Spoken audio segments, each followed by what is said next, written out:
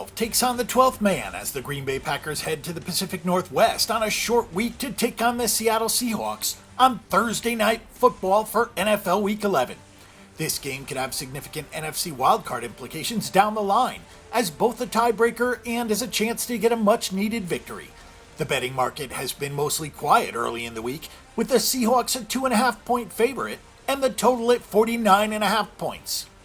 The Green Bay Packers have to be disappointed in their 4-4-1 start to the season, especially when you consider that Aaron Rodgers has started all 9 games. Green Bay is 4-5 against the spread after last week's cover against the Miami Dolphins. This is the third road game in 4 weeks for the Packers after their Week 7 bye. They lost to the Rams in Los Angeles and also lost the following week in New England on Sunday Night Football. Mike McCarthy finally realized that the former UTEP running back Aaron Jones is a good resource for a hobbled quarterback, as Jones scampered for 145 yards on just 15 carries last week against the Dolphins. On the season, Jones has 6.8 yards per carry and leads the league in that department. The emergence of Jones can only help Aaron Rodgers, who has been on the field but has not been himself. Rodgers has only completed 61.1% of his passes for his lowest completion percentage since 2015. Fortunately, Rodgers has only thrown 1 interception against 17 touchdown passes. The Green Bay secondary may be a little bit undermanned with a rapid turnaround. Star defensive back Jair Alexander is in concussion protocol and may not clear in time for Thursday's matchup. Fellow defensive backs Bashaud Breeland and Kentrell Brice left last week's game with injuries and are listed as questionable. Short rest has not been a problem for the Packers during McCarthy's tenure. With less than 6 days to prep for a game including playoffs, the Packers are 21-9 straight up and 17-12-1 against the spread since the start of the 2006 season. Furthermore, if the Packers are on the road on short rest, they are 9-3 straight up and 10-2 against the spread under McCarthy's watch. While this season has been a bit of a disappointment for the Packers, the Seattle Seahawks aren't much better at 4-5 following a second loss to the LA Rams. Seattle is 5-3-1 against the spread, so a case could be made that the Seahawks have actually exceeded their low expectations for the season.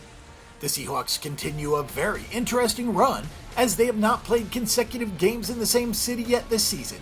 They will do that for the first time in weeks 13 and 14. Green Bay's proficiency on short weeks may only be matched by the Seattle Seahawks. Seattle is 13-6 straight up and 13-3 against the spread, with a turnaround of less than 6 days during the Pete Carroll years, which date back to the 2010 season. The Seahawks held Chris Carson back in the loss to the Rams last week, so the hope is that Carson will be good to go on this short week. Carson has 3 100-yard games on the season, which has taken some pressure off of Russell Wilson.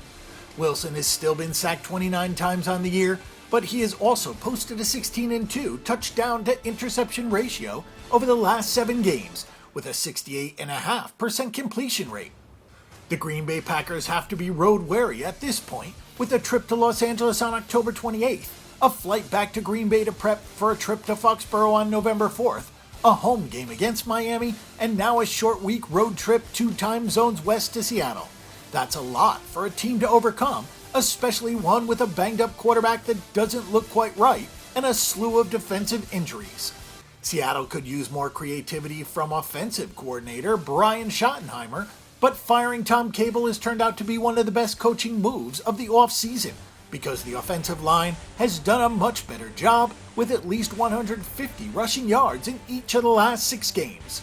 Expect the Seahawks to be able to run on the porous Packers defense and Russell Wilson to make the throws he needs against a secondary lacking depth. Also look for this game to go over the total, with Rodgers and the Packers offense capable of moving in chunks as well. Our pick and prediction is the Seattle Seahawks to win both straight up and against the spread, and this game is going over the 49.5 point total. Want some free money? Click over to BetDSI.eu and get up to $500 free cash to move your bets along when you open an account today. Join all the action with a few fun and exciting wagers, because it's only a game until you bet it.